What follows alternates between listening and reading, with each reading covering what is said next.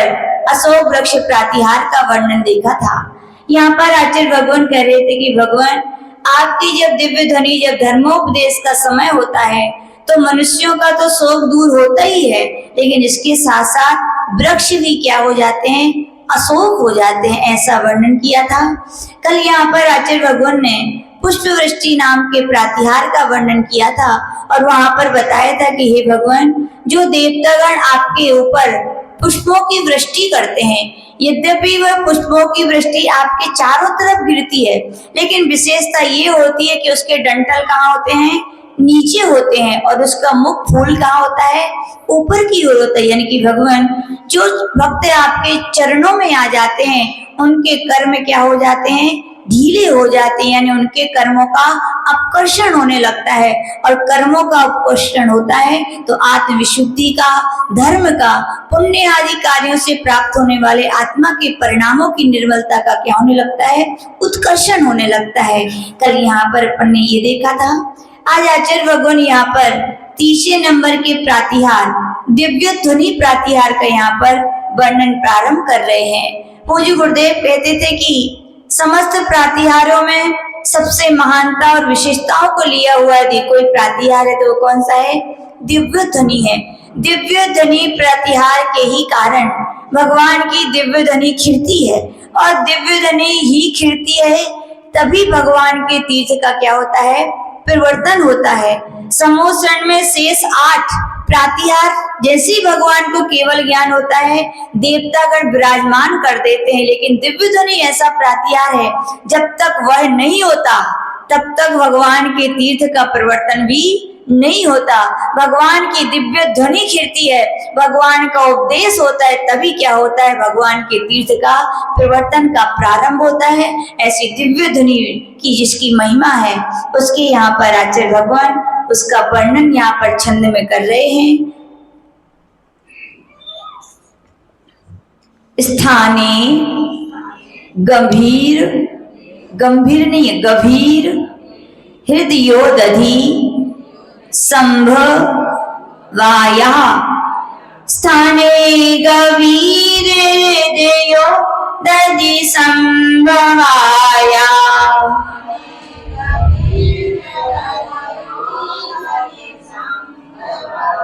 पीयूषतां तव गिरा समुदीरयन्ति, पीयूषतां तव गिरा समुदीरयन्ति,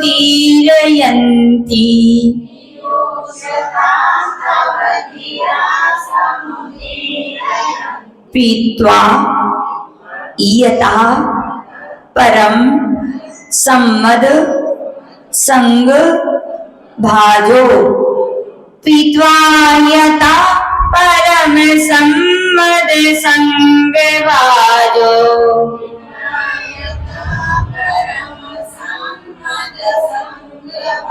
भव्या ब्रजंती तर साप्य जरा मरत्वम, तर साप्य जरा मरत्वम, भव्या विजन्ति तर साप्य जरा मरत्वम,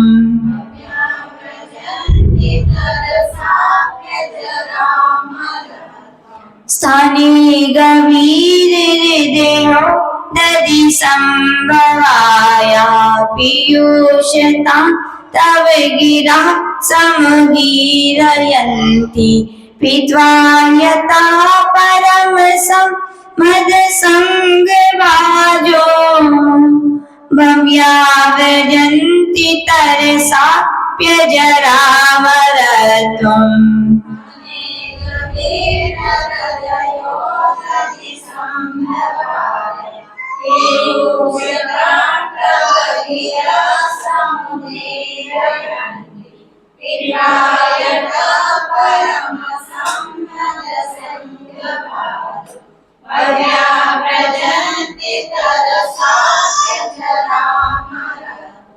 बस नीचे की लाइन में तर साप्य जरा मरत्वम इतना ही कठिन है, बाकी छंद अपना क्या है बहुत सरल है। यहाँ पर आचार्य भगवान भगवान पारसनाथ की स्तुति करते हुए कह रहे कि हे भगवान, हे स्वामी, गंभीर हृदयोदधि संभवाया तब गिरा। तब यानी आपका, गिरा यानी वाणी, वाणी का पर्यायवाची नाम क्या है? गिरा। तो यहाँ पर कह रहे आपकी वाणी कैसी है? गंभीर हृदयोदधि संभवाया, गंभीर हृदय रूपी समुद्र से उत्पन्न हुई है ऐसी। तब यह अगिरा यानी आपकी वाणी पीयूषताम, अमृतमय है। क्या है भगवान की वाणी? अमृतमय है। तो बोल रहे क्यों लोग उसे आपको अमृत कहते हैं? आचार्य कुमुदचंद्र भगवान स्वयं भी प्रश्न करेंगे, हे भगवान, आपके गंभीर हृदय से उत्पन्न हुई जो वाणी है उसको लोग क्यों अमृतमय कहते हैं? क्या कारण है? तो इसका समाधान वे स्वयं ही कर रहे हैं कि स्थाने उसका यह कथन युक्ति ही है। यथा पीत्वा, यथा यानी क्योंकि, वाणी को पीत्वा यानी पी करके, परम सम्मद संग भाजा यानी कि जो भव्य यानी जो भव्य प्राणी है वे परम आनंद के, क्या सर्वोत्कृष्ट आनंद के भागीदार हो जाते हैं। यानी कि सर्वोत्कृष्ट आत्मा को जो आनंद है उसका वो क्या करते हैं? भोग करते हैं। भव्य तरसा, और वे तरसा यानी शीघ्र ही, अजर अमरत्वम पदम अपि, अजर और अमर पद, जर यानी बुढ़ापा यानी बुढ़ापा से रहित, अमर यानी कि जिसके बाद फिर मृत्यु, जन्म मरण नहीं करना पड़ता, ऐसे अजर अमर पद कौन सा होता है? वो शिव पद या मोक्ष पद को वृजंती यानी प्राप्त हो जाते हैं। यहाँ पर आचार्य भगवान कह रहे कि हे भगवान, आपकी जो गंभीर हृदय से उत्पन्न हुई जो वाणी है, दुनिया के लोग उसको अमृत कहते हैं। क्यों कहते हैं अमृत? बोले अमृत इसलिए कहते हैं क्योंकि आपकी वाणी को पी करके वे आत्मा का जो परम आनंद है उसका भोग करते हैं और फिर अजर अमर जो सिद्ध पद है उसको क्या है? वो प्राप्त कर लेते हैं। यहाँ पर ऐसा कहा गया। अपन छंद देखेंगे। पार्श्वनाथ की गुण गाथा सब मिलकर गाओ रे,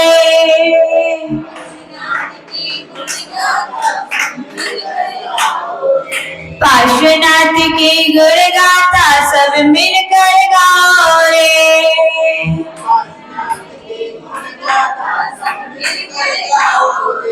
प्रभु वर की भक्ति, ओहो प्रभु वर की भक्ति भाव पार लगाए रे, पार्श्वनाथ की गुण गाथा सब मिलकर गाओ रे।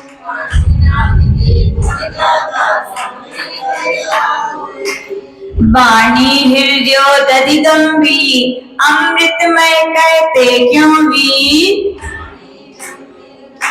वाणी हृदयोदधि गंभीर अमृतमय क्यों कहते भी। देखो, वाणी हृदय रूपी उदधि, हृदयोदधि, वाणी हृदयोदधि गंभीर अमृतमय कहते क्यों वीर।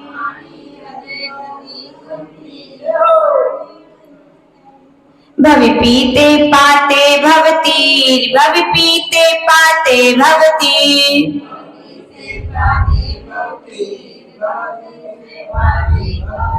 कर्मों का हो पूर्ण वियोग, परमानंद सुखों का हो,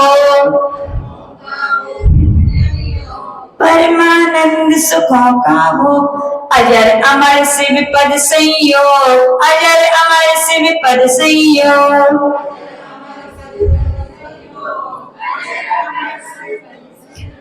प्रभु की वाणी हो, प्रभु की वाणी शिव पद को दिलाए रे, पार्श्वनाथ की गुण गाथा सब मिलकर गाओ रे।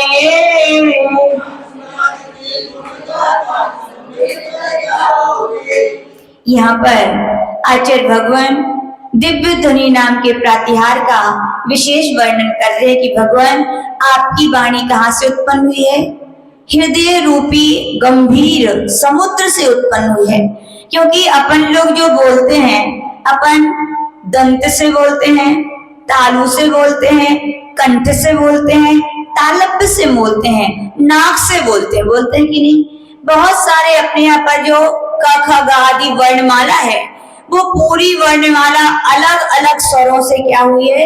अलग अलग, कोई कंठ से, कोई तालु से, कोई तालब्य से, कोई अनुशन्नासिक, ऐसे अलग अलग शब्द होते हैं। लेकिन यहाँ पर कह रहे हैं कि भगवान आपकी जो वाणी है दंत, तालु, तालव्य, कंठ, नासिका से रहित कहाँ से उत्पन्न हुई? आपकी हृदय से। यानी कि भगवान की जो वाणी कहा जाता है कि सर्वांग से खिलती है। कैसी खिलती है?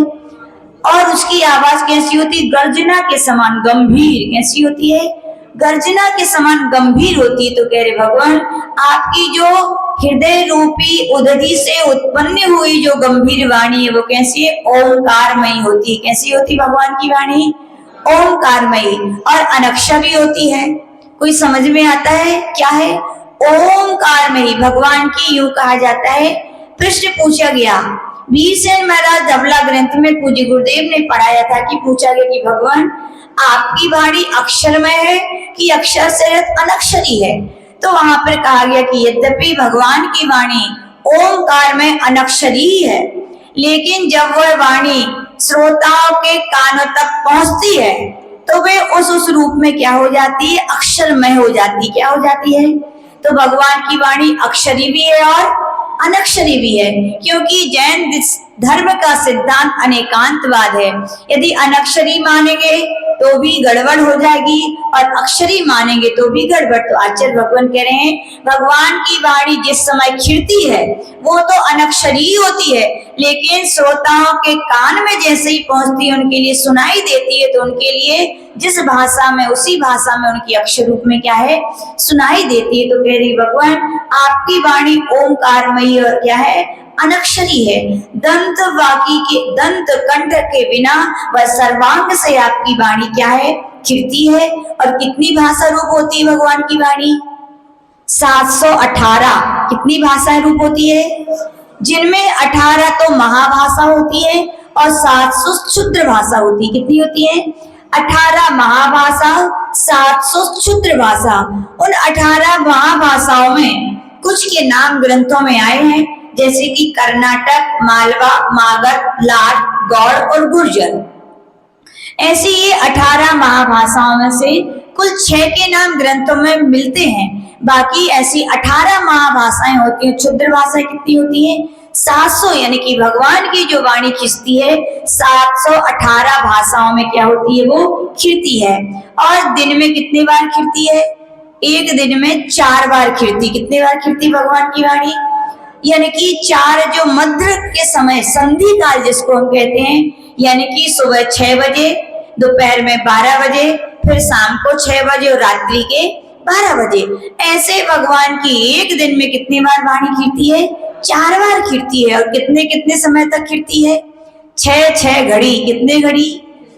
6 घड़ी। एक घड़ी कितने की दिनेश जी? एक घड़ी कितने की विजया जी? 24 मिनट। कितने की? याद रख लेना। एक घड़ी 24 मिनट की, तो 6 घड़ी कितने की हुई? 2 घंटा 24 मिनट। कितने की हुई? यानी कि भगवान की ऐसे 4 बार दिव्य ध्वनि खिलती। कितने कितने घंटे की? 2 घंटे 24 मिनट की। कभी कभी हम विचार करते हैं धन्य है वे जीव। यहाँ पर तो अपन 1 घंटे 2 घंटे सुन लेते हैं तो बोले आज के लिए बोले कोटा पूरा हो गया। क्या बोलते हो? बहुत सुन लिया। घर में टाइम भी है, आपके पास समय भी है, लेकिन आप कहते हो आज के लिए बहुत हो गया। लेकिन धन्य है वे।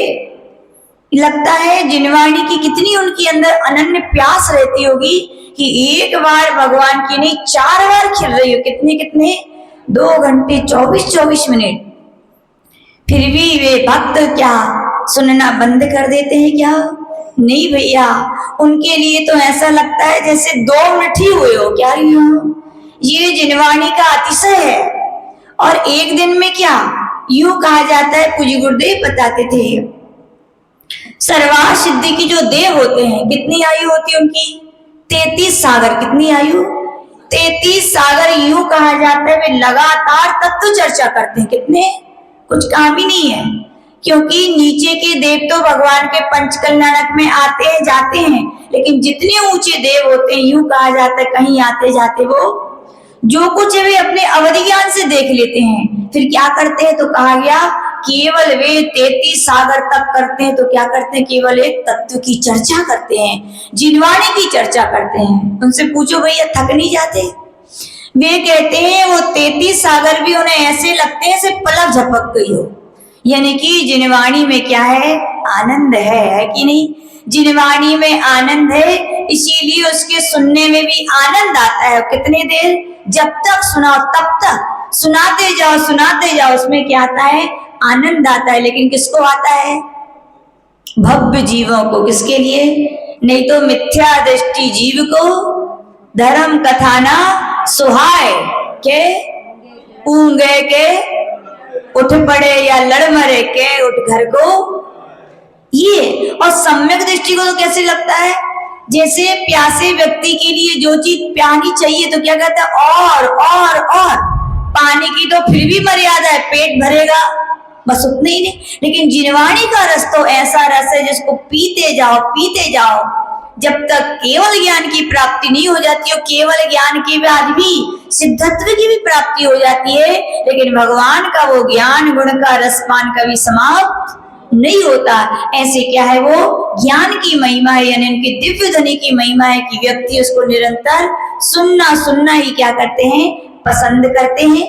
और यहाँ पर कह रहे हैं कि भगवान की जो दिव्य देशना खिड़ती है। लोग पूछे माता जी भगवान की दिव्य देशना तो अर्धमादगी होती है, कैसी होती है? याद रखना भगवान की भाषा अर्धमादगी नहीं होती। जैसे आपके यहाँ पर पानी की टंकी ऊपर होती है ना, और फिटिंग कहाँ होती है? सब जगह होती है। आपके जहां जहां आपको पानी चाहिए वहां पानी पहुंचता है कि नहीं?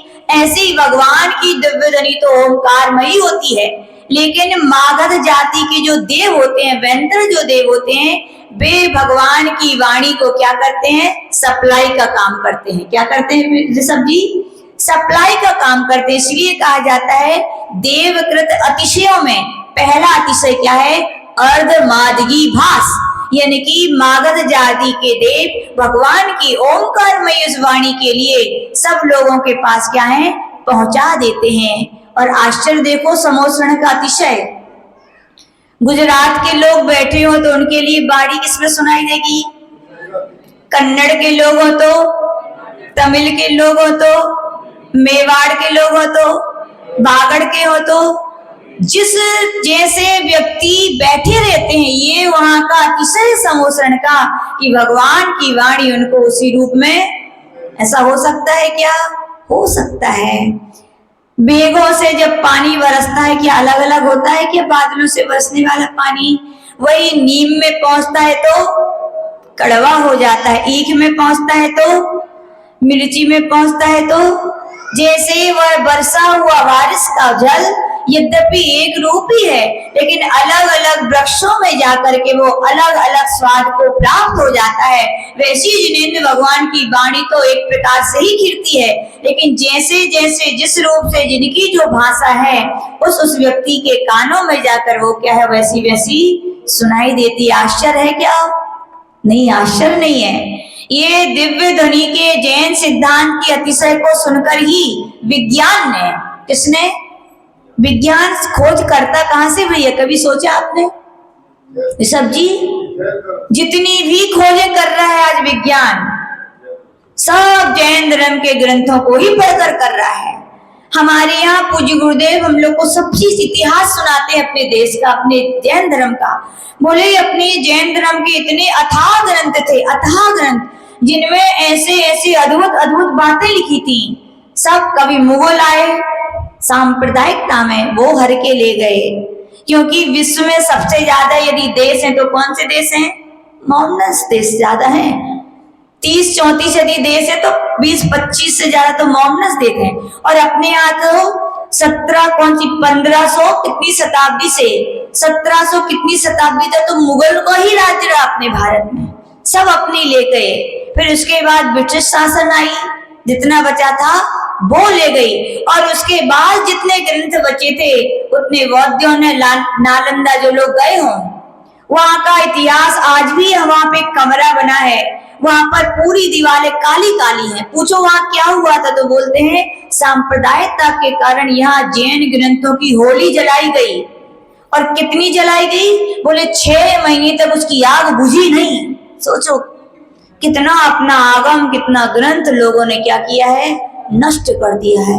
इतना सारा आगम क्या कर दिया है लोगों ने? नष्ट कर दिया। और आज भी हम लोगों को एक मैगजीन मिली थी, उस मैगजीन में सीधा लिखा था कि किस किस देश में कितनी कितनी लाइब्रेरी हैं और किस किस लाइब्रेरी में कितने कितने ग्रंथ हैं। जब हम लोग ने पढ़ा तो हर लाइब्रेरी में सबसे ज्यादा ग्रंथ थे तो कौन से थे? जैन धर्म के ग्रंथ रखे हैं विदेशों में। जितने रिसर्च कर रहे हैं तो किसको पढ़ के कर रहे हैं?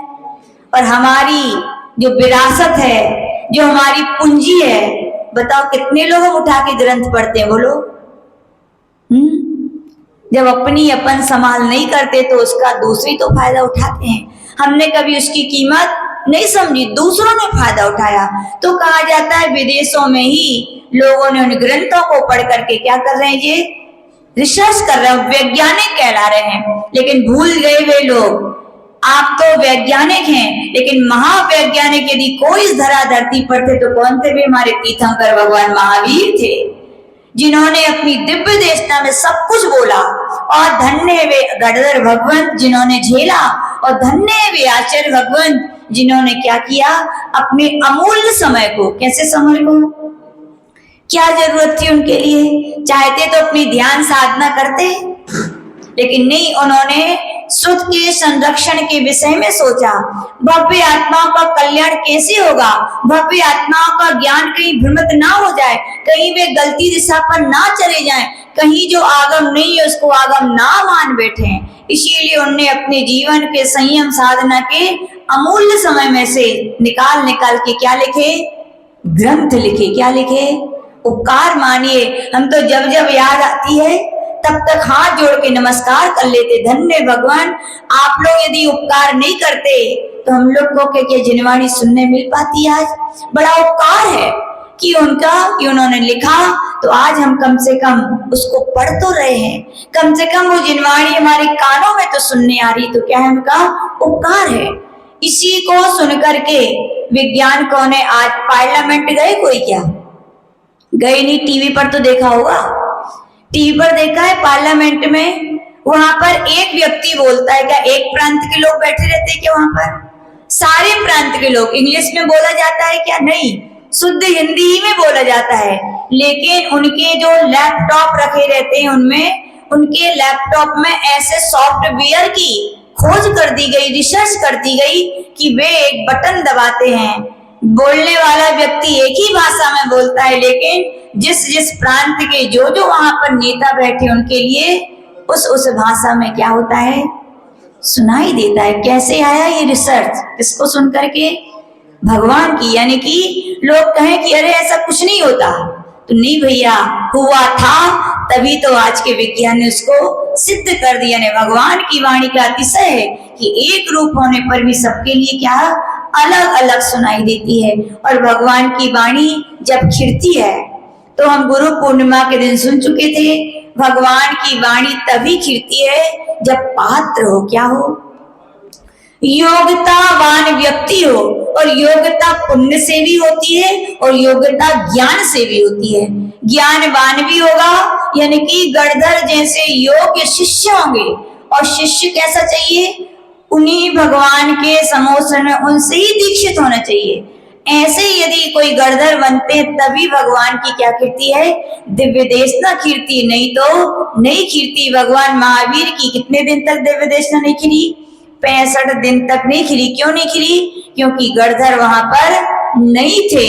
मुनि महाराज तो थे पारसनाथ भगवान के समय के, लेकिन उनसे दीक्षित नहीं थे, तो दिव्य ध्वनि नहीं खिली। जब इंद्रभूति गौतम ने भगवान के समोसन में आकर दीक्षा ली, उसके बाद क्या खिली? दिव्य ध्वनि।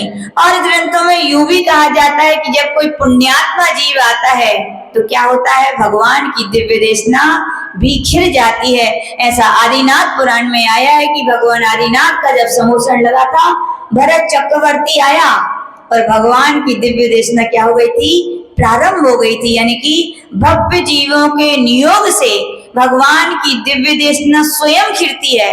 भगवान की इसमें कोई इच्छा नहीं रहती। याद रखना, भगवान की दिव्य देशना कैसे खिलती है? भगवान सोचते नहीं है कि मुझे प्रवचन करने हैं। हम लोग को तो सोचना पड़ता है, चिंतन करना पड़ता है, विचार कर, टाइम देखना पड़ता है कि भाई इतने बजे। लेकिन भगवान को मन में ऐसा क्यों नहीं? क्योंकि मन जब काम करता है तो क्षयोपशमी ज्ञान के साथ काम करता है। किसके साथ करता है? और भगवान का ज्ञान कौन सा हो गया है? अब छायक हो गया है। कौन सा हो गया है? छायक ज्ञान ही भगवान का है। भगवान के केवल ज्ञानावरण कर्म के क्षय से ही भगवान को केवल ज्ञान की प्राप्ति होती है। और मन जो काम करता है वो किससे करता है? क्षयोपशम से करता है। अब भगवान का क्षयोपशम नहीं है तो मन काम करेगा क्या? मन काम नहीं कर रहे तो क्या इच्छाएं रहेंगी क्या? भगवान की इच्छा के बिना अनीही वृत्ति, क्या कहा गया? आचार्य पूज्यपाल भगवान समाधि तंत्र में कह रहे हैं कृतापि निहितु। हे भगवान, आपकी जो दिव्य देशना रूपी जो वैभव है जब खिलता है आपकी बिना इच्छा के खिलता है। आपकी इच्छा हो सकता है कि इच्छा ना और व्यक्ति बोले? विजया जी, ऐसा हो सकता है क्या? इच्छा नहीं है फिर भी बड़बड़ाए व्यक्ति होता है। कब होता है बताओ? कब होता है? जब होता है जब आप सोते हो। कई लोगों की सोने में बड़बड़ाने की आदत होती है। अब उससे पूछो क्यों भैया, सोच विचार के बोला? बोले नहीं। तो उदाहरण दिया गया न्याय के ग्रंथों में कि जिस प्रकार से सोता हुआ व्यक्ति बिना इच्छा के भी बोल सकता है, वैसे ये दृष्टांत है। वैसे भगवान भी यदि बिना इच्छा के उनकी दिव्य ध्वनि खिले तो कोई बड़ी बात नहीं है। जैसे और रत्नकृष्ण शास्त्राचार्य में आचार्य समंतवत महाराज कह रहे हैं कि जैसे कोई ढोलक वाला ढोलक बजाता है, बताओ ढोलक की क्या इच्छा होती है क्या बजने की? फिर भी बजती है कि नहीं? वैसे जैसे ढोलक के संयोग से उसमें से आवाज उत्पन्न होती है, वैसी भव्य आत्माओं के पुण्य के नियोग से भगवान की भी क्या खिलती है? दिव्य देशना खिलती है। और कहाँ खिलती है भगवान की दिव्य देशना? भगवान के समोषण में खिलती है। और समोषण में कितनी सभाएं होती हैं? 12 सभाएं होती हैं। पहली सभा में मुनिगण विराजमान होते हैं, फिर कल्पवासी देवियां, फिर आरिका माता जी, फिर बाकी 3 देवियां, फिर कल्पवासी देव आदि 4 प्रकार के देव बैठते हैं। और फिर उसके बाद कौन बैठते? मनुष्य। और अंतिम कोठा होता है तो किसका होता है? त्रियंचों का। देखो जैन धर्म की उदारता, जिनेंद्र भगवान की उदारता, जिन्हें मनुष्यों और देवताओं के लिए नहीं त्रियंचों के लिए भी क्या किया? उपदेश दिया। ऐसे भगवान की जब दिव्य देशना खिलती है 12 सभा के लोग तो सुनते ही हैं, लेकिन वह देशना उनकी 1 योजन दूर तक भी सुनाई देती है। कहाँ देती है? 1 योजन दूर व्यक्ति भी सुन सकते हैं। जैसे मुगाड़ा है ना, कई लोग तो इसलिए नहीं आते, बोले माता जी भाई दुकान पे तो अच्छा सुनाई दे, बोले कमेटी वालों ने बोले बढ़िया लगवा दिया है माइक, वहीं से हम सुन लेते हैं। लेकिन ध्यान रखना, जिनका पुण्य कम है वे 12 सभाओं में नहीं पहुंचते। जिनका पुण्य है वे तो 12 सभाओं में साक्षात भगवान को देखकर दिव्य देशना सुनते हैं। जो सोच रहे हैं ना कि हमें सुनने मिल रही है, यद्यपि पुण्य तो है लेकिन कुछ ना कुछ क्या है? हीनता है। पुण्य होता तो साक्षात आकर के अपन क्या सुनेंगे?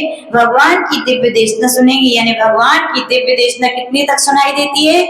1 योजन दूर तक के भव्य प्राणी क्या है उसे सुनते हैं। और यहाँ पर करे भगवान, दुनिया में लोग कहते हैं स्वर्ग के देवता अमृत पीते हैं। क्या पीते हैं? स्वर्ग के देवता का भोजन क्या है? कौन सा भोजन है? अमृत। रोज खाते पीते हैं क्या? याद रखना, पुण्यात्मा जीव ज्यादा खाते हैं कि पापात्मा? बोलो हैं? माता जी आप तो आहार ही नहीं करती। अरे भैया, पुण्यात्मा जीव क्या करते हैं? कम आहार करते हैं। स्वर्ग के देव सबसे ज्यादा पुण्यात्मा हैं, रोज आहार नहीं करते।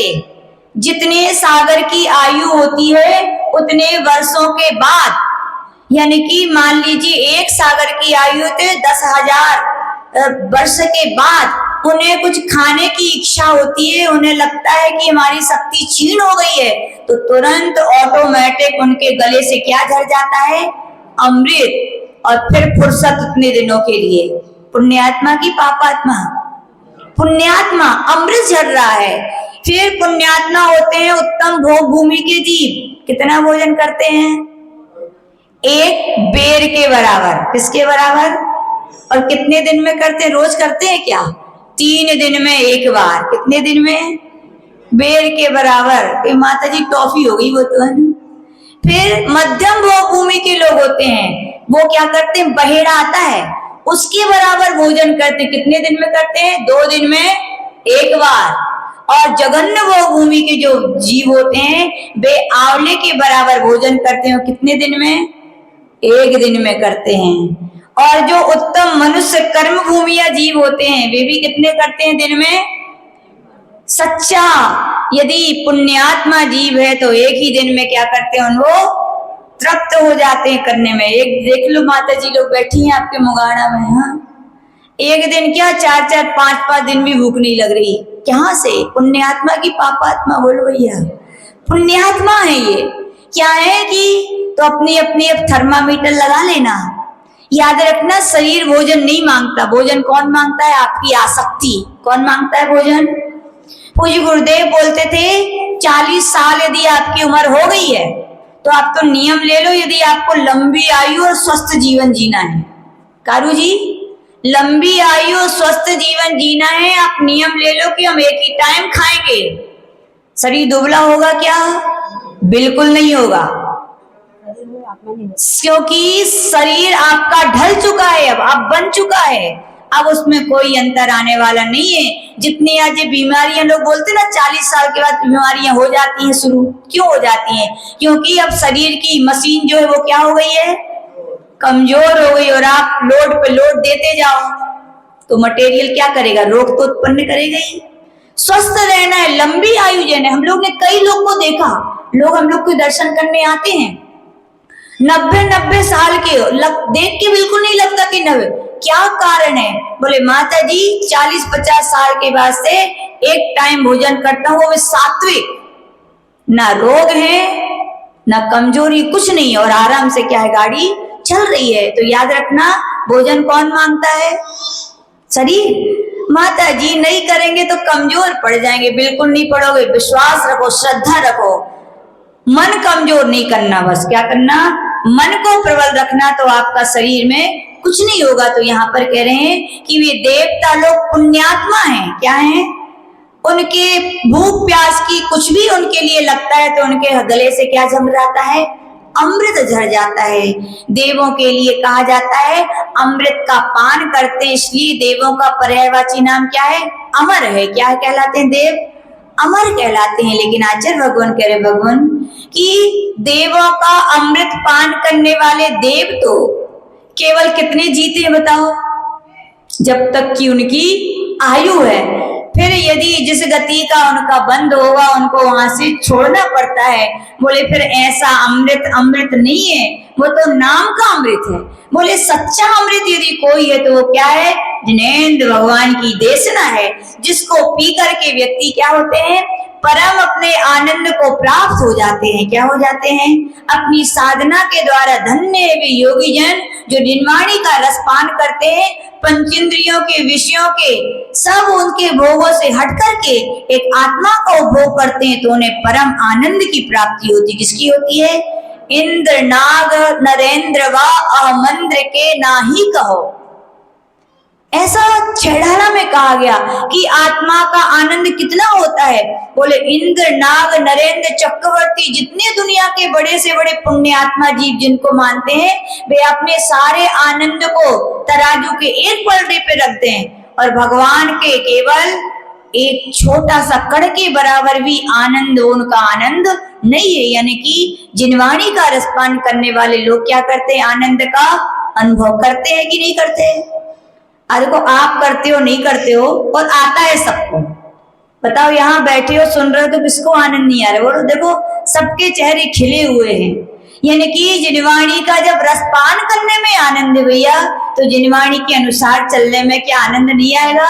जब हमारी जिनवाणी हमारे जीवन में हमारे चरित्र में समा जाएगी तो कब आनंद नहीं आएगा? जब हमारे जीवन में जिनवाणी ही रहेगी, आत्मा ही आत्मा रहेगी तो फिर तो आनंद ही आनंद बरसना है। तो आचार्य भगवान यही कह रहे कि भगवान सही कहते हैं लोग कि आपकी जिनवाणी ही अमृत है, क्योंकि उनको पीने वाले वे भव्य जीव क्या है, अजर अमर शिव पद को क्या है, प्राप्त कर लेते हैं। तो ऐसी बार बार भावना भानी चाहिए हमें कि भगवान भाव भाव में, और 1 घंटा की 2 घंटा बोले जब जब जीवन का एक एक पल में यदि सुनने मिले तो मुझे क्या मिले, जिनवाणी मिले। क्योंकि जिनवाणी सुनते हैं सारी आकुलता व्याकुलताएं संकल्प विकल्प क्या हो जाते हैं, होते हैं शांत की नहीं होते हैं। उस समय तो ऐसे ही लगता है भगवान काश ऐसे ही जीवन होता तो क्या अपना बढ़िया था। इसकी यहाँ पर कहानी बहुत सुंदर आई है, बहुत शिक्षाप्रद कहानी यहाँ पर कहा गया है। नागौर नाम की एक नगरी थी और उसमें एक माली का पुत्र रहता था। कौन रहता था, माली का पुत्र रहता था। वो पढ़ने में बहुत कमजोर था। क्या था पढ़ने में, आजकल बहुत सारे माता पिता को शिकायत रहती है अपने बच्चों से, पढ़ता ही नहीं है पढ़ता ही नहीं है पढ़ता ही नहीं है। और क्या करते हैं आप लोग पढ़ाई के लिए, बोले अच्छे स्कूल में लिखवा दो, अच्छे स्कूल में भी लगवा दिया। बोले टीचर अच्छे नहीं होंगे, टीचर भी अच्छा ट्यूशन लगा दिया अलग से।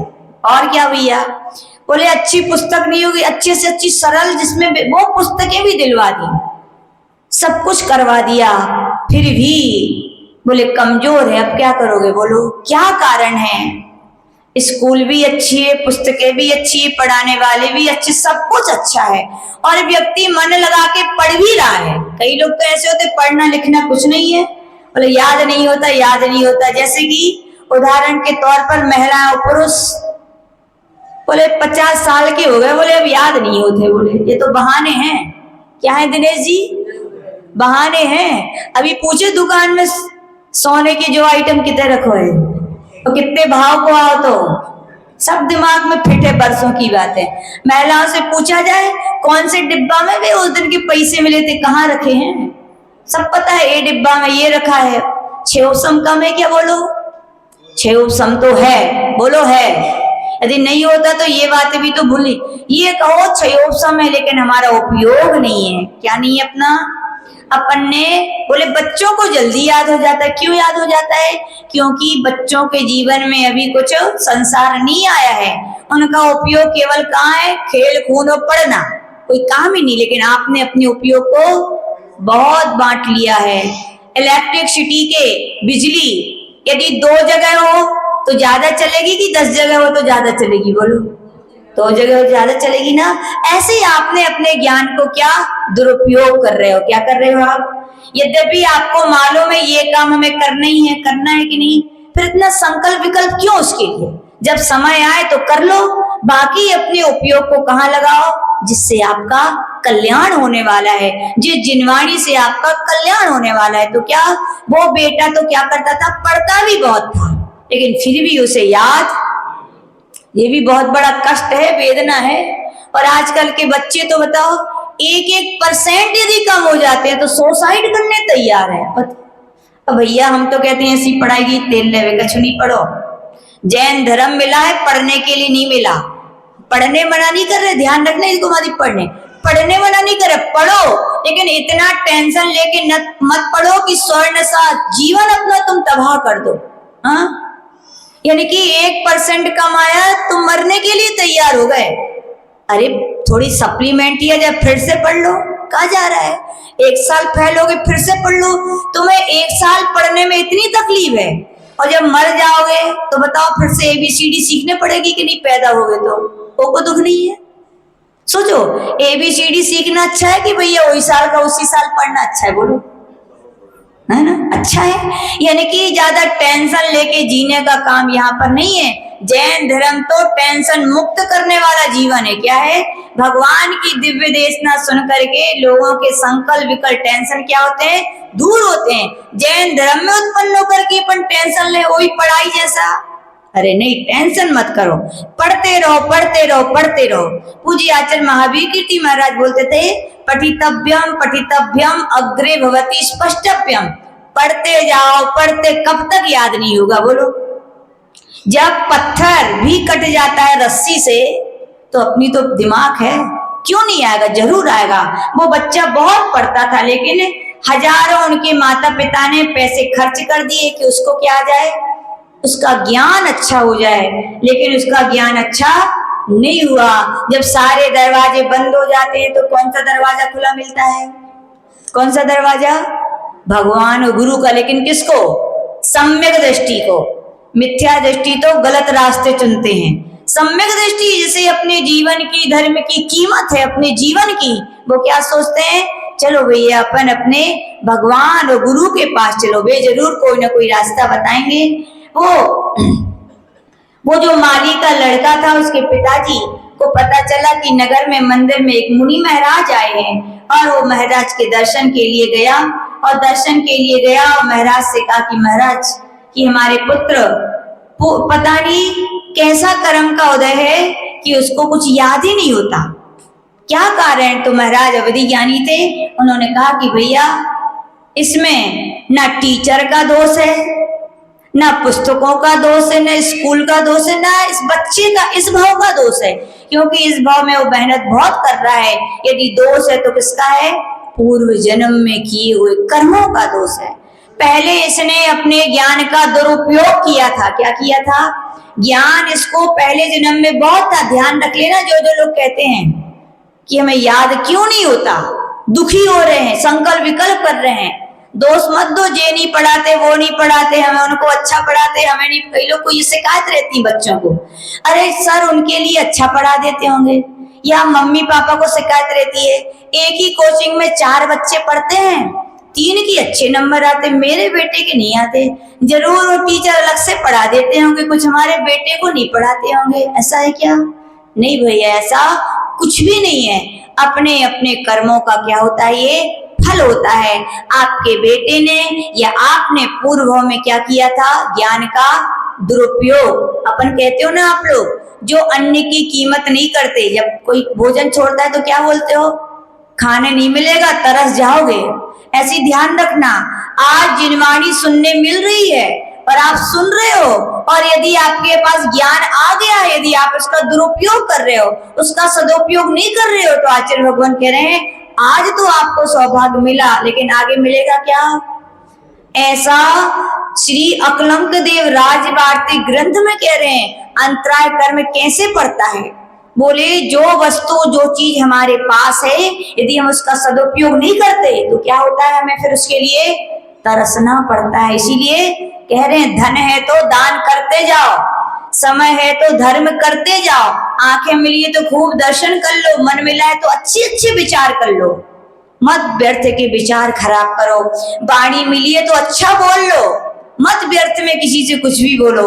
शरीर मिला है तो अच्छी तीर्थ यात्रा, गुरुओं की सेवा, धर्म के कार्य कर लो। पता नहीं यदि सदुपयोग नहीं किया तो क्या होगा, आपके लिए सब नहीं मिलेगा। तो महाराज ने यही कहा कि भैया तुम्हारे बेटे ने पूर्व जन्म में क्या किया था? ज्ञान का दुरुपयोग किया था। ये बहुत बड़ा विद्वान था पहले, क्या था? लेकिन उसको क्या था? बहुत अभिमान था।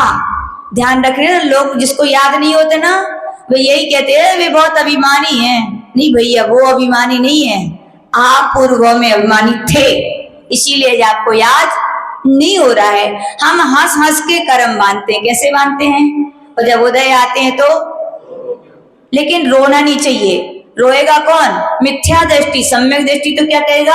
सत्य को एक्सेप्ट करेगा कि सत्य है, मैंने पहले ऐसा ही कुछ किया था, इसलिए आज ऐसा हो रहा है।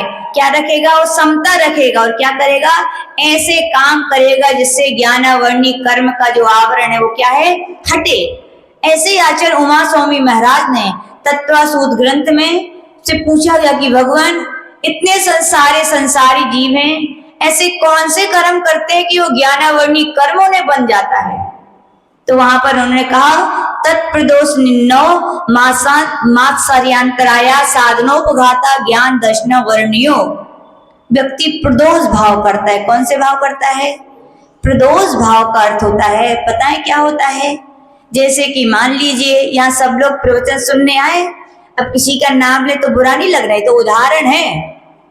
किसका उदाहरण ले लें बताओ भैया? अपने बद्दी चंद जी अच्छे हैं, सबसे बढ़िया, सरल सहज। बोले बर्दी चंद जी इस प्रवचन में बैठे हैं, काहे में बैठे हैं? द्रव्य भी मंदिर जैसा स्थान है, क्षेत्र भी अच्छा है, काल भी अच्छा है। इससे बढ़िया पुण्य क्या होगा जीवन का कि हम जिनवाणी सुनने हमारा समय जा रहा है। ये बैठे हुए हैं, लेकिन क्या हुआ, एक दिन पहले जो हमारे पास आए थे और हमने कुछ कह दी थी कुछ विषय में, तो इनको क्या लग गई थी बर्दी चंद जी? बुरी लग गई। अब जी आया स्वाध्याय सुनबे, प्रवचन सुनबे, और माता जी तो हम बेही थे, हम यहाँ प्रवचन कर रहे थे, धर्म की बड़ी अच्छी क्षमा की बातें कर रहे थे, अच्छी अच्छी जो भी सुना रहे थे जिनवाणी की सुना रहे थे।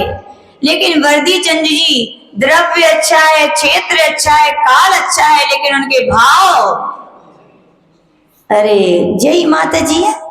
कल देखो कैसे कह रही थी, इतनी सी गलती पे इतनी बड़ी कह दी, आज कह रही क्षमा भाव धरो, कल कितने क्षमा गई थी।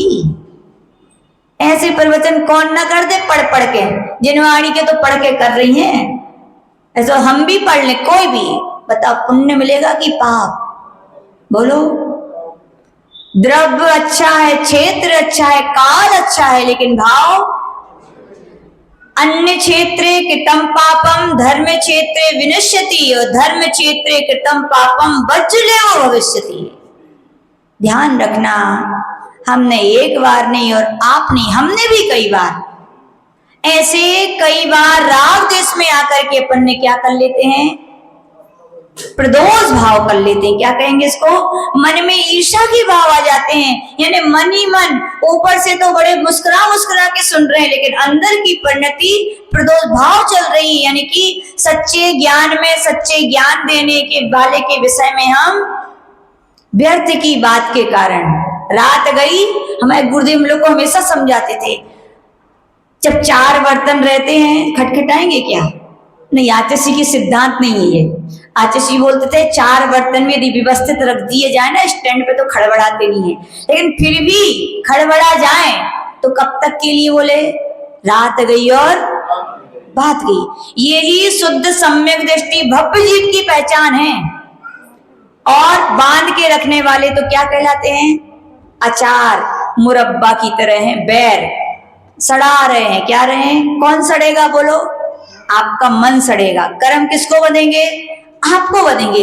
तो क्या हुआ, यानी कि अब उदाहरण बता रहे थे कि क्या बता रहे थे, तत्प्रदोष भाव, कि यहाँ पर अपने सब कुछ अच्छा चल रहा है, लेकिन भाव क्या हो जाते हैं? अपने खराब हो जाते हैं। इसलिए कभी भी अपन को ऐसे भाव नहीं करना चाहिए। कई लोग बोलते हैं ना, माता जी हम सुनते तो अच्छा है, सब अच्छा समझ में आता है, लेकिन हमारे मन में नहीं टिक पाता। क्यों नहीं टिक पाता? क्योंकि आपने ये प्रदोष भाव बार बार किए हैं। क्या किए हैं? बार बार ऐसे मन में क्या किए हैं? प्रदोष भाव किए हैं। इसलिए आपको समझ में सब आता है, लेकिन आपके मन में वो ठहरता नहीं है, क्योंकि आपने मन को क्या कर लिया था? खराब कर लिया था। किसके प्रति? ज्ञानी के प्रति, ज्ञान के प्रति आपने मन क्या कर लिया था? प्रदोष भाव किए थे। इसलिए कभी भी हम तो हमेशा जब जब याद आती है क्षमा मांगते रहते, हे भगवान मुझे क्षमा करना। जब जब हमें विषय हमारे मन में नहीं रहते ना, या टिकते नहीं हम, तो ये भगवान जरूर हमने पहले ऐसे प्रदोष भाव किए होंगे, इसलिए आज मुझे मेरे मन में वो चीज धारणा में नहीं आ रही है। तत्प्रदोष निन्नव, निन्नव का अर्थ क्या होता है? जिस शास्त्र से, जिस गुरु से पढ़ा है उनका नाम छिपा लेना। कई लोग बोलते ना, बहुत सारे लोगों को बहुत सारा ज्ञान होता है, समझ में भी आता है, उनकी धारणा में भी बहुत है, लेकिन वो प्रकट नहीं कर पाते। बोलने की कला सबको आती है क्या? सबको नहीं आती। माइक दे दो, बहुत सारा भी ज्ञान होगा। पूज्य आचार्य श्री आचार्य धर्मसागर जी महाराज जी के साथ एक कल्पश्रुत सागर महाराज जी थे, बहुत विद्वान थे, बहुत अति वाले, लेकिन वे वो प्रवचन का नंबर आता था तो वे स्वयं कहते थे भैया हम प्रवचन करें तो बैठे वाले भी उठ जाए, बोले महाराज आप ही करो। सबको बोलने की कला नहीं आती। क्यों नहीं आती? क्योंकि आपने पहले ज्ञान, जिससे ज्ञान लिया था, जिन ग्रंथों से ज्ञान पढ़ा था, उसका नाम आपने क्या कर दिया था? छिपा दिया था। इसलिए आपका ज्ञान है, लेकिन फिर भी वो आप प्रकट नहीं कर पा रहे। तो ध्यान रखना, कभी भी किसी ग्रंथ से पढ़ो, स्पष्ट कहो ऐसी बात हमने इस ग्रंथ से पढ़ी, जिससे पढ़ा, सीधे कहो ऐसा इस वर्ष के चातुर्मास में इन माता जी ने, इन महाराज जी ने, इन भाभी ने, इन बच्चे के मुख से हमने ये बात सुनी। इससे क्या होगा? आपका ज्ञान भी क्या होगा? प्रकट होगा। तत्प्रदोष निन्नो मात्सर्य। कई लोग क्या करते हैं? मात्सर्य भाव। भैया हमें समझ में नहीं आ रहा, बता दो। हम नहीं बताएंगे, हम बता देंगे तो तुम्हारा ज्ञान बढ़ जाएगा। क्या तुम्हारा कम हो जाएगा? हाँ, कम हो जाएगा क्या? बोलो, होगा क्या? ज्ञान वो खजाना है, जितना लुटाओ क्या होता है? बढ़ता ही बढ़ता है। खूब बताओ, लेकिन जहां पर मर्यादा है, लोग बोले ठीक है माता जी। एक बार हमने प्रवचन में कहा, फिर पेपर होने लगा तो बोले, दूसरे से पूछने लगे बताओ। बोले माता जी आप ही ने तो बताई थी, ज्ञान पता हो तो बताओ। क्योंकि ऐसे नहीं बताने, ध्यान रखना, एक मर्यादा है। पेपर चल रहा है तो क्या, उसमें नहीं बताना, लेकिन अन्य समय यदि कोई पूछता है तो क्या करो? बता दो। लेकिन पूज्य गुरुदेव बोलते थे, यदि कोई विनय के साथ ना पूछे, क्या उसकी वाणी में, उसकी भाषा में यह विनय नहीं झलकती है, तो उसको 1000 बार भी पूछे तो नहीं बताना चाहिए। क्योंकि विनयम ददाति विद्या, विनयवान को विद्या दी जाती है। जिसके पास विनय नहीं है वो विद्या का अधिकारी नहीं है। कई लोग बोलते हैं वो गए थे तो आचार्य ने एक बार में बता दिया, एक नहीं, वो गए थे तो कितने बार पूछा तो भी बता देते, और हम जाते तो एक भी बार नहीं बताते। क्यों नहीं बताते? क्यों नहीं बताते बोलो? विनय क्या है? विनयवान व्यक्ति 1000 बार भी पूछता है तो गुरुजन 1000 बार भी समझाने तैयार होते। लेकिन आप यही व्यक्ति एक बार भी पूछता है तो भी गुरुजन को बताने में 1000 बार सोचना पड़ता है। कितने बार? विनय 1000 बार पूछता है तो 1000 बार गुरु समझाते हैं, और अवनी एक बार भी पूछता है तो उनको 1000 बार सोचना पड़ता है, समझाओ कि नहीं समझाओ। तो ध्यान रखना, मात्सर्य भाव कभी अपन को नहीं करने चाहिए। क्योंकि आज आप बताओगे तो अगले भाव में आपको भी समझाने वाले, कभी कभी ये कमी हमें बहुत अखरती है। अब आपको तो मिल गया जिनवाणी, लेकिन हमें कहाँ मिला? नया विषय हम लोग कभी पढ़ते हैं ना, समझ में नहीं आते, हम लोग यही सोचते हैं भगवान पिछले जन्म में बताया नहीं होगा, इसीलिए आज हमें कोई बताने वाला नहीं मिल रहा है। लेकिन हम तो बार बार क्षमा मांग लेते, भगवान पहले मात्सर्य भाव किया, लेकिन अब हम मात्सर्य भाव नहीं करेंगे। हम दूसरों को बताएंगे तो हमें भी कभी न कभी समझाने वाले पग पग पर मिलेंगे। और मोक्ष पर तो भैया कुछ नहीं चाहिए। क्या चाहिए? केवल जिनवाणी का सच्चा उपदेश देने वाले ही चाहिए। कुछ ना मिले, लेकिन जिनवाणी की सच्ची शिक्षा, सच्चा उपदेश देने वाले मिल जाएं तो समझो सब कुछ मिल गया। क्या मिल गया? मोक्ष मार्ग में किसी चीज की कीमत नहीं होती। ये दिया कि वो दिया, आपने कुछ नहीं दिया। अरे भैया, जैसे भैया वृत्ति है, अब हम लोग तो जाके अपने गुरुदेव की अपन शिष्य हैं, भैया वृत्ति कर आते हैं, गुरुदेव क्या करें बोलो? आचार्य हमारे बहुत सरल थे। हम लोग ये बोलते थे, आचार्य मतलब आचार्य खुद बोलते थे कि देखो तुम लोग तो मेरी इतनी सेवा करते हो। बोले मैं कुछ नहीं करता। तो हम लोग बोलते गुरुदेव आप तो वो सेवा करते हो जो दुनिया में कोई नहीं करता, आप तो वो देते हो जो दुनिया में कोई नहीं दे सकता। वो क्या है? जिनवाणी है। वो जिनेंद्र भगवान की देशना है। भाव निर्मल होते हैं तो जिनवाणी से निर्मल होते हैं, और परिणामों की निर्मलता से ही साधना निर्मल होती है। साधना की निर्मलता से ही हमारा मोक्ष मार्ग क्या होता है? प्रशस्त। यानी जिनवाणी मिल गई गुरुओं से तो क्या मिल गया? सब कुछ मिल गया। इसलिए कभी भी देने में कमी मत करना, दोगे तो आपको भी भरपूर मिलेगी। तत्प्रदोष निन्नो मासर अंतराय। कई बार क्या होता है, हमारी पढ़ने की तो इच्छा होती है, क्लास चल रही है, अब चतुर्मास हो रहा है मुगाड़ा में, चल रही है कि नहीं, है ना? मन तो बहुत लोग कहते माता जी मन तो करता है, लेकिन क्या बताएं, वो दुकान पे बैठना पड़ता है। या हम तो माती तैयारी थी आने को, भी आ गई। हम खूब याद करने के लिए बैठे, लाइट ही चली गई माता जी। पुस्तक एक ही थी, सुबह उठा के ले गए। अरे भैया मत दो किसी को दोष। किसका दोष है? आपने पहले अंतराय डाले थे। क्या डाले थे?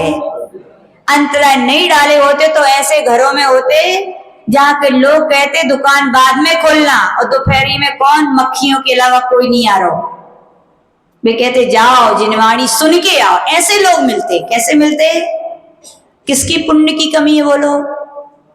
आपकी, कि आपको ऐसा मिला। अब ऐसा करो, किसी क्यों ऐसा मिल रहा है? क्योंकि आपने पहले किसी के ज्ञान में क्या डाले थे? अंतराय डाले। हंसी हंसी में क्या, कई लोग दिन भर क्या पढ़ना दिन भर पुस्तक बंद, चलो बातें कर लो थोड़ी, कहते हो कि नहीं? कई लोग स्वाध्यायशील होते हैं, या क्या दिन भर ज्ञान की बातें झाड़ते हो, बोले कुछ नहीं होता, बोले ऐसा क्या कर दिया आपने? प्रवचन चल रहे थे, सब लोग शांति से सुन रहे थे और आप बातें करने लगे, क्या किया आपने? क्या कर दिया? अंतराय डाल दिया। ऐसे अपन ना जाने अज्ञानता में कितने सारे कर्म करते हैं, जिससे क्या हो जाता है? दूसरों के ज्ञान में अंतराय पड़ते। याद रखना, तुम दूसरों के ज्ञान में अंतराय डाल रहे हो तो आपके भी क्या होंगे? अंतराय पड़ेंगे कि नहीं? इसलिए खुश मत हो। या कई लोग को तो दुख होता है, माता जी क्या करें, सोचते तो बहुत हैं आने, लेकिन हम आ नहीं पाते। लेकिन कई लोग को तो कुछ है ही नहीं है, घर में आराम से बोले सोने को टाइम चाहिए 1 से 3, वो फिक्स है, उसमें अंतर नहीं आना चाहिए, बोले है कि नहीं? बोलो, वो टाइम फिक्स है, बोले उसमें अंतर नहीं आना चाहिए। बाकी हम जिनवाणी सुनने का हमारे लिए टाइम, कौन बोलेगा ऐसा? बोलो, सम्यक दृष्टि की मिथ्या दृष्टि? भव्य जी बोलो। याद रखना, आत्मा को, परिणामों को निर्मल बनाने वाली कोई यदि सशक्त चीज है तो मां जिनवाणी की देशना से बढ़कर के और कोई चीज दुनिया में नहीं है। याद रख लेना, कोई आपके लिए नहीं संभालेगा जितना जिनवाणी के वे शब्द आपके लिए संभालने वाले हैं। इसलिए कहा गया, लाख काम छोड़ करके भी, कितने काम छोड़कर? अब तो फंस गए हो, काम तो करने ही है, पड़ोसी थोड़ी करेंगे।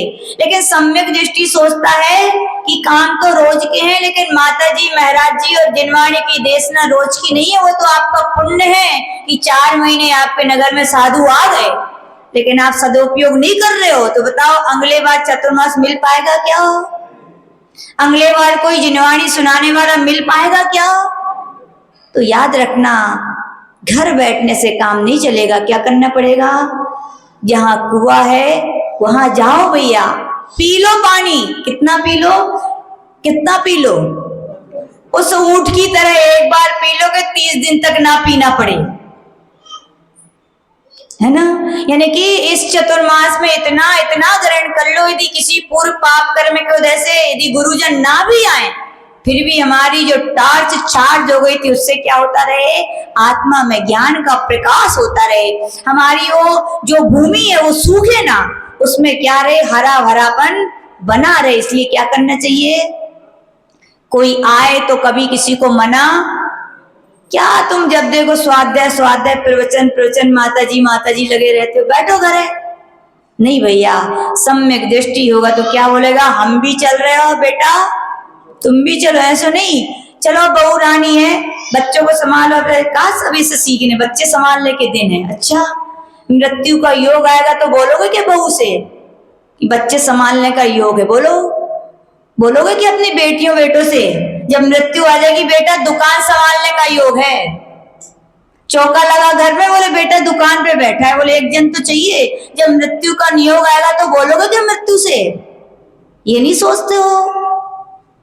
याद रखना, सम्यक दृष्टि तो वो होता है, हम भी चलेंगे। और पढ़ते हो शांति विधान, क्या पढ़ते हो? साप परिवार इंद्र सहित। कैसे आते हैं? साप परिवार भैया, धर्म के कार्य करो तो कैसे करो? साप परिवार।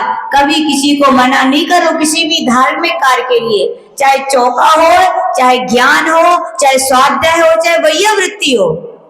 सब कुछ ये सब नहीं मिलेगा, लेकिन बाकी सब कुछ आपको जरूर मिलेगा। तो कभी किसी के अंतराय मत डालो, और अंतराय डालोगे तो विश्वास रखो, आपको भी ऐसे गांव में, ऐसे देश में, ऐसी समाज में, ऐसे घर में उत्पन्न हो गए कि आपको भी इतने अंतराय पड़ेंगे। देखो कितने लोग बोल रहे हैं ना, चाहते तो बहुत हैं, आ नहीं पा रहे। क्या है बोलो? ये कर्म है, आपने पहले बांधे हैं। तो आचार्य भगवान कह रहे, तत्प्रदोष निन्ना मासर अंतराय असाधना। असाधना यानी अनादर, असाधना यानी पैन है। ये किस लिए है बोलो?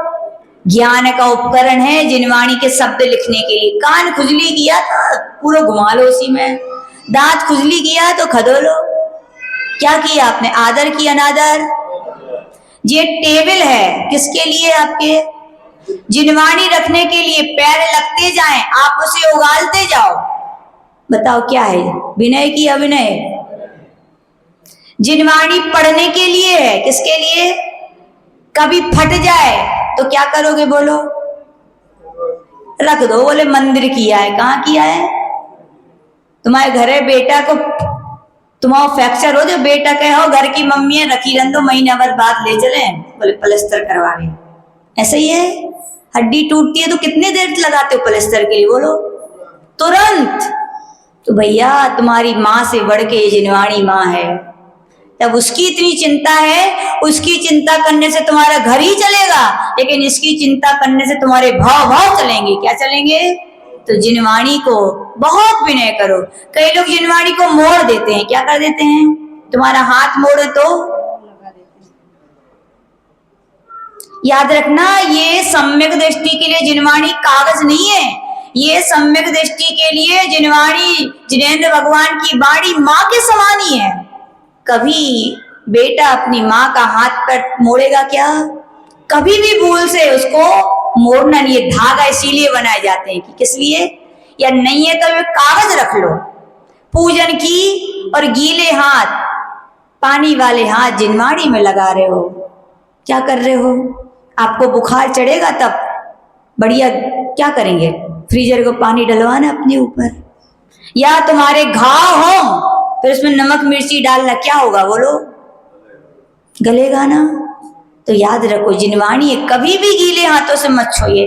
कई लोग लौंग रख देते हैं, कई लोग चावल लगा देते हैं। तुमने चावल रख दिए और चूहा आया चावल के निमित्त से, किसको खा गया? पाप लगा कि पुण्य? बोलो। है कि नहीं? यानी कि ये सब असाधना है, ये सब अनादर भाव है। क्या है? सब अनादर भाव है। जो व्यक्ति अनादर करता है, याद रखना जिनवाणी उसके जीवन में बहुत आ जाए, लेकिन उसका कभी आदर हो पाएगा क्या? आदर से आदर मिलता है, अनादर से अनादर। जब ज्ञान नहीं होता तो लोग धुतकारते ना, इनको तो कुछ नहीं आता है। खराब लगता है कि नहीं? खराब लगता है ना। क्यों ऐसा कहा जा रहा है आपसे? क्यों आपका अनादर हो रहा है? क्यों आपका तिरस्कार हो रहा है? क्योंकि आपने माँ जिनवाणी का नियम से क्या किया है? कभी न कभी अनादर किया है, तिरस्कार किया है। तो भगवान से क्षमा मांगना कि भगवान जरूर हमने कभी ना कभी अनादर किया है ज्ञान का, ज्ञानी का। जो ज्ञान देने वाले उनका भी अनादर कर देते हैं कि नहीं? कितनी बार गुस्सा में, राग में, द्वेष में आके जिनसे सीख रहे उनसे ही कसाय भाव लोग बांध देते हैं। तो भगवान ऐसे अनादर कभी किए हों जिनवाणी यानी ज्ञान से, ज्ञानी से, ज्ञान के उपकरण से भी कभी भी अनादर हो गया हो तो मुझे क्या करो भगवान? खाली उदक चंदन तंदुल करके मत आ जाओ भगवान से। भगवान से कह के आओ। क्या कह के आओ? अपनी जो आत्मा काली है ना, वो काली सफेद तभी होगी जब भगवान से स्वीकार करो कि हम काले हैं, हम बुरे हैं, हम में बुराइयां हैं, हमने कर्म किए हैं, तभी कर्मों से मुक्ति हो पाएगी। नहीं तो 3 काल में आपकी उदक चंदन अकेले तिलाने से हो जाएगी क्या कर्मों की मुक्ति? कर लो खूब। हमारे तो गुरुदेव सीधी कहते थे हम लोगों से, ना पिच्छी लेने से कल्याण होगा, ना कमंडल से, ना कपड़े बदलने से, ना एक टाइम खाने से, ना बहुत उपवास करने से कल्याण होगा, तो निज परिणति के परिवर्तन से ही होगा।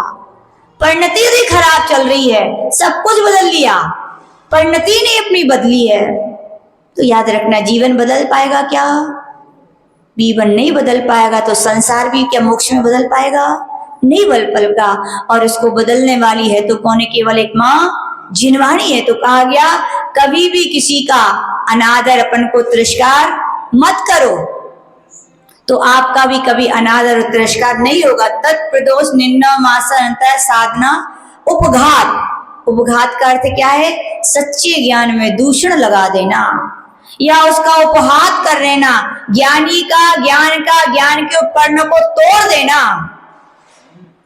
हाँ, कई लोग गुस्सा में जेलो पेन, जालो पुस्तक, और यहाँ तक कि टोडरमल जी का उदाहरण आता है कि लोगों ने इतनी सांप्रदायिकता में उनके ज्ञान के कारण उनकी जब बहुत ख्याति हो गई तो उनके लिए हाथी के पैर के नीचे कुचलवा दिया गया।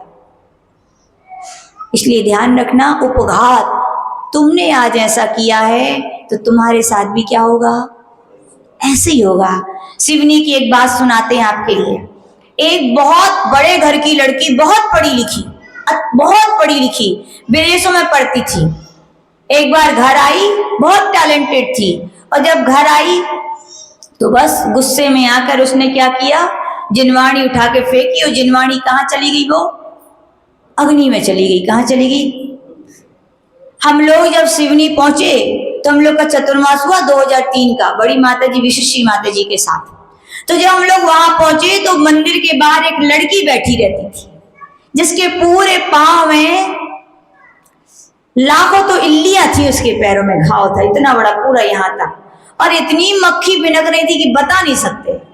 और उसकी मति देखो, घर वाले बार बार उसको घर ले जाते थे, लेकिन वो खिसक खिसक के जैसे मंदिर के द्वारे पे आके बैठ, सब बुद्धि उसकी काम करना बंद कर दी, कुछ भी नहीं उसको ध्यान में रहा क्या है। कितने बार उसको हॉस्पिटल ले जाते थे, लेकिन वो ऐसे उपद्रव करती थी कि और ने भी मना कर दिया। हम लोग ने पूछा, बड़ी माता ये क्या हो गया है, कौन है, पागल मागल सी कौन है? तो उन्होंने सीधा बताया, माता जी ये पागल नहीं थी, ये बहुत बड़े यहाँ के रईस घर की बहुत पढ़ी लिखी बेटी है। उसने क्या किया था, जिनवाणी को चूल्हे में डाल दिया क्रोध में आकर के। तो क्या हुआ, कुछ ही दिनों में बुद्धि भी खराब भई, पैर में छोटा सा घाव हुआ, कभी दवाई नहीं लगवाई, लगाते थे छुटा देती, कितने बार उसको पट्टी कर देते हैं सब दवाई, लेकिन उखाड़ उखाड़ के फिर आज देखो घाव बढ़ता जा रहा है, इतना बड़ा हो गया, पागल हो गई। किसके लिए? केवल जिनवाणी का उपघात किया। तो देखो कभी भी कितना भी कुछ हो जाए, ऐसे अपन को काम नहीं करनी चाहिए। और कभी हो गए हैं तो क्या करो, भगवान के सामने श्रीफल जाके चढ़ा दो।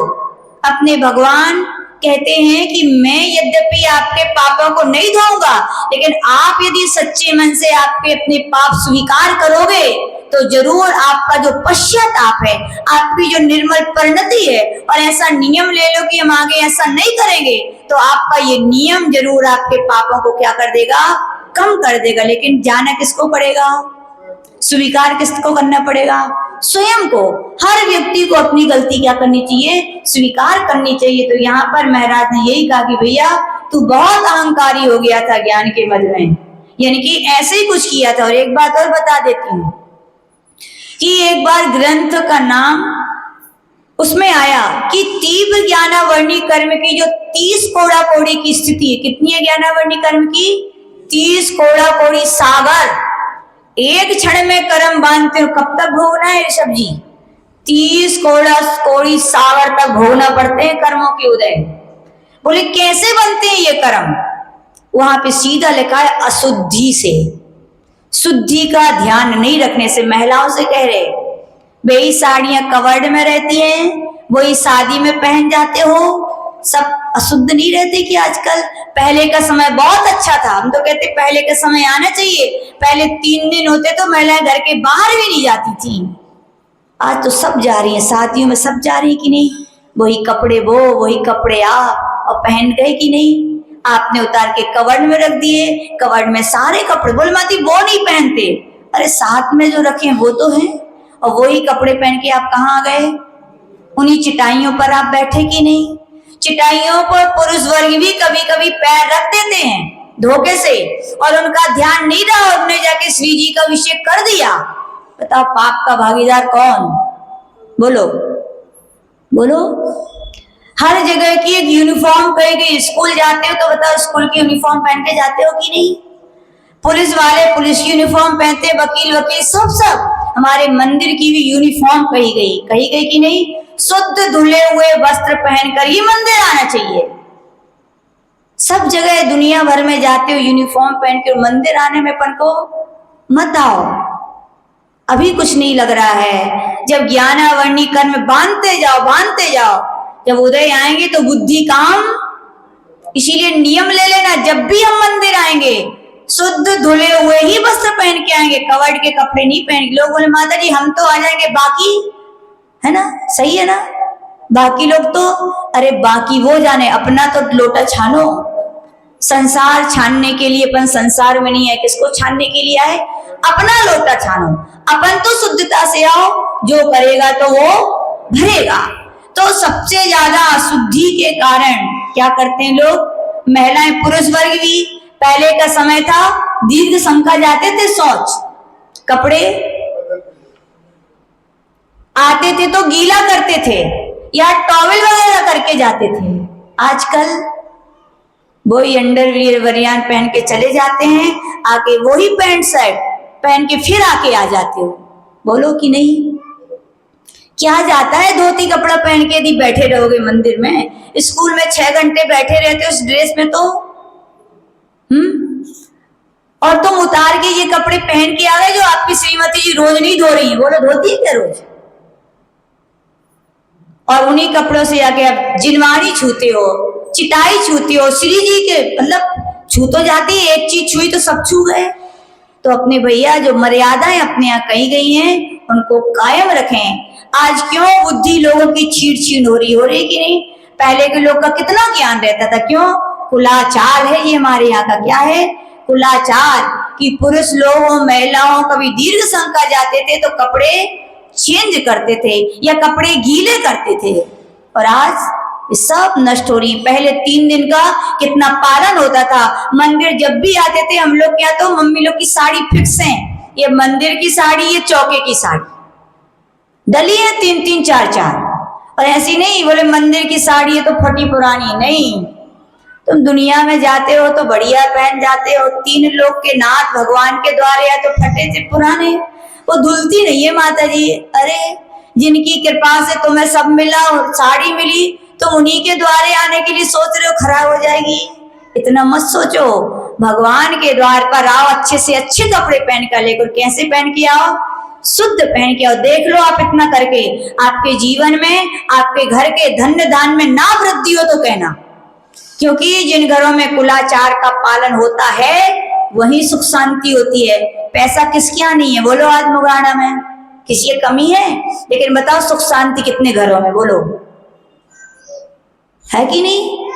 सुख शांति क्यों चली गई? क्योंकि हमने अपनी मर्यादाओं का, कुलाचार का उल्लंघन कर दिया है। सुख शांति चाहते हो तो अपनी जो धार्मिक कुलाचार की परंपराएं उनको कायम रखें। तो यहाँ पर आचार्य भगवान कह रहे हैं, उस पंडित से कहा कि तूने बहुत अभिमान किया था, तो बोले अब क्या करें हम? तो उन्होंने कहा कि तू सरस्वती देवी से जाके पहले क्षमा मांग। क्या बोले वो? क्योंकि जिनवाणी का, ज्ञान का, ज्ञानी का अभिनय किया इसलिए तुझे याद नहीं हो रहा। बोले तू क्या कर, क्षमा मांग। और फिर क्या करे? क्षमा मांगी और उसने कहा कि तुम्हारे लिए काव्य नंबर 21 कल्याण मंदिर स्रोत है, वहां पर जो जाप कही गई है, ओम ह्रीं परम नमो पुप्य तरुवत्तयाणम विठ्ठीर्षाणम, यह ओम ह्रीं अजरामर दिव्य ध्वनि प्रातिहार्यो शोभिताय शिवासना जिनेन्द्राय नमः। ये जो जाप कही गई है उनकी क्या करना है? तुम्हें जाप करना है, और जाप से क्या होगा? तुम्हारा जरूर कल्याण होगा। तो उस व्यक्ति बच्ची ने भी क्या किया? जिनवाणी से क्षमा मांगी। क्या मांगी? सबसे पहले क्षमा मांग लेना भगवान से। सी पर जाके सब लोग एक एक चढ़ाई देना, कोई दूध के धुले नहीं है सब। कहीं ना कहीं तत्प्रदोष निंदा मास्टर अंतर साधन उपघात किए ही अपन ने। तो भगवान से बोला कि भगवान नियम से मैंने किए हैं, निमित्त कोई हो सकता है लेकिन करने वाला तो मैं ही था, इसलिए भगवान मैं क्षमा मांगता हूँ। अब मुझे इतनी बुद्धि देना, सद्बुद्धि देना कि मैं ऐसे दुष्कर्म नहीं करूंगा। और फिर उन्होंने जाप की, उसने जाप की आराधना की, तो कुछ ही दिनों में बच्चा क्या हो गया? बहुत विद्वान हो गया। और हम लोग ने साक्षात देखा गुरु की विनय और जिनवाणी का अध्ययन बिल्कुल विनय पूर्वक करने से पूज्य आचार्य विशुद्ध सागर जी महाराज खुद सुनाते हैं वो कि जब हम शुरू में संघ में आए थे, एक गाथा याद नहीं होती थी, आंसू बहाते थे बोले। और देखो गुरु की विनय, जिनवाणी का अध्ययन विनय से किया, तो आज देखो आज दुनिया में हमने ऐसा कोई अध्यात्म का बोलने वाला संत नहीं है। तो किससे? आया कि नहीं आया? ज्ञान आता है, घबराना नहीं चाहिए, लेकिन बस विनय और एकाग्रता और जो पाप किए अपन को उसकी निंदा करनी चाहिए। और वो बेटा इतना विद्वान हो गया, कुछ ही दिनों में तो मंत्र शास्त्र का अध्ययन करने लगा। किसका करने लगा? मंत्र शास्त्र का अध्ययन करने लगा। और उसने मंत्र शास्त्र की आराधना की। एक बार क्या हुआ, उसके गांव में सूखा पड़ गया। क्या पड़ गया? मंत्र शास्त्र का वो वेत्ता था, उसने क्या किया, जो मंत्र था ये वाला ही 21वें नंबर के छंद की रिद्धि सिद्धि मंत्र है, उसने उसकी मंत्र के द्वारा ही अपने गांव में क्या किया, उस मंत्र के द्वारा उसका मंत्र जल को अपने यहाँ पर छिड़क दिया। पूरा गांव की जो भूमि थी वो क्या हो गई, सूखे वृक्ष भी क्या हो गए, हरे भरे हो गए। ऐसे दृश्य को देखकर जो उस गांव का राजा था वो भी क्या हुआ, बड़ा प्रभावित हुआ कि जिन कार्यों को कितने सूखा पड़ रहा था, लोग दुखी थे, पीड़ित थे, परेशान थे, उसकी वेदना को दूर किया है। तो उसने किया है, इस माली के लड़के ने उसके लिए पुरस्कार दिया। तो उसने यही बोला, ये पुरस्कार का अधिकारी मैं नहीं, ये तो मेरे गुरुदेव हैं जिन्होंने मुझे क्या बताया, ये मंत्र सिखाया, उन्होंने ज्ञान का वरदान दिया और मैंने कुछ नहीं किया। ये तो कल्याण मंत्र ग्रंथ स्तोत्र के 21वें नंबर के रिद्धि सिद्ध मंत्र की आराधना का फल है कि सूखा गांव भी हमारा क्या हो गया, हरा भरा हो गया। ऐसे हमारा जीवन जो ज्ञान से सूखा है, किससे सूखा है, ज्ञान से। जिनवाणी माँ के हम भी क्या करेंगे, अपने भगवान की, पारसनाथ भगवान की माँ जिनवाणी की ऐसी आराधना करें कि हमारा जीवन भी ज्ञान से भर जाए और हमारा जीवन भी आत्मा के गुणों की जो बगिया है वो भी क्या हो जाए, पुलकित तो पल्लवित हो, तभी हमारा कल्याण होगा। जय बोले श्री पारसनाथ भगवान की।